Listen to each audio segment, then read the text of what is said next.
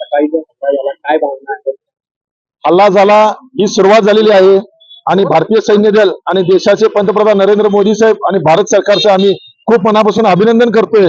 आमच्या काश्मीरला फिरायला जाणाऱ्या पर्यटकांवरती जो भ्याड हल्ला झाला त्यांचा बदला घेण्यासाठी जे काही भारताने पावलं उचललेली आहेत आणि सुरुवात केलेली आहे त्याबद्दल आम्ही त्यांचे खूप खूप मनापासून आभार मानतो. आणि आज आम्ही इथं साखर वाटप सुद्धा केलेले आहे, फटाकड्या सुद्धा लावलेल्या आहेत आणि ही सुरुवात अशीच पुढे आता जाणार आहे.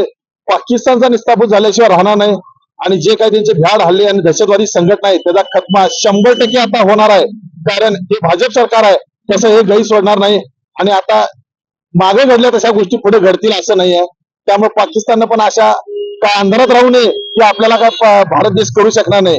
त्यांच्याकडे फक्त एकच कुठला तर बॉम्ब आहे म्हणून सांगतात आणि ते आम्हाला भीती घालायला प्रयत्न करतात. पण भारतानं किती तयारी केलेली आहे हे त्यांना अजून माहित नाही. भारताच्या नकाच्या धुळीला सुद्धा नाही येते. त्यामुळे ते भारतावरती दरवेळेला मागणेच भ्याड हल्ला करतात. ते पुढनं लढू शकत नाहीत.